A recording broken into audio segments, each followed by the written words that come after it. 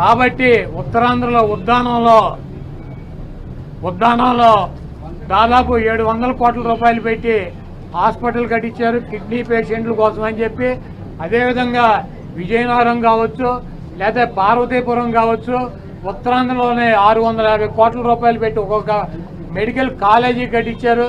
అదేవిధంగా టూరిజం ప్లేసులు అంతర్జాతీయ సంస్థలు కానీ వ్యక్తులు కానీ వచ్చినప్పుడు అక్కడ ఒక విధి ఉండాలని చెప్పి ఒక మంచి భవనాన్ని నిర్మిస్తే 7 బిల్డింగులు అయ్యి, ఒక బిల్డింగ్ కాదు 7 బిల్డింగుల్లో జగన్మోహన్ రెడ్డి గారు ఉండరు. 7 బిల్డింగులు కట్టారు. ఆ 7 బిల్డింగుల్లో 7 బ్లాకుల్ని చూపించేది జగన్మోహన్ రెడ్డి గారు 450 కోట్ల రూపాయలు పెట్టి ఇల్లు కట్టుకున్నారని చెప్పి ఈ దుర్మార్గమైనటువంటి ప్రచారం చేస్తున్నారు. ఇవన్నీ కూడా ప్రజలు గమనిస్తారు. చంద్రబాబు నాయుడుకి ఇచ్చినటువంటి వాగ్దానాలు నెరవేర్చలేక నీకు సూపర్ 6లో పెట్టినటువంటి వాగ్దానం 1500 రూపాయలు ఇస్తానని చెప్పావా చెప్పలేదా? 18 సంవత్సరాలు దాటిన వాళ్ళకి రేపు 1వ తారీఖు నీకు దమ్ముంటే 20 లక్షల మంది నిరుద్యోగులకు 3000 ఇస్తానని చెప్పావా లేదా? దాని గురించి చెప్పండి.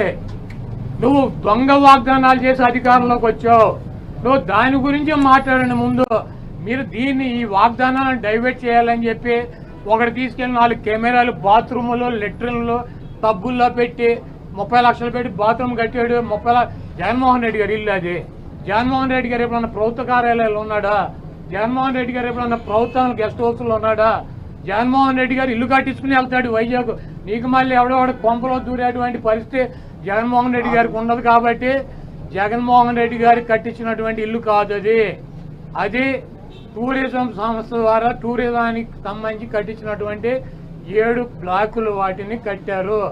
వాటికి 400 కోట్ల రూపాయలు ఖర్చు పెట్టి అంతర్జాతీయ సెమినార్లు పెట్టినప్పుడు రాష్ట్రపతితో ప్రధానమంత్రి ఈ రాష్ట్రానికి రాజధాని కాబట్టి అది విఐపీలు వచ్చినప్పుడు అక్కడ వసతి గృహాలు ఉండాలని చెప్పి వాటిని అంతర్జాతీయ స్థాయిలో నిర్మించారు తప్పించి అది జగన్మోహన్ రెడ్డి గారి కోసం కట్టినటువంటి ఇల్లు కాదు. మా వీడియో మీకు నచ్చినట్లయితే please like, share and subscribe.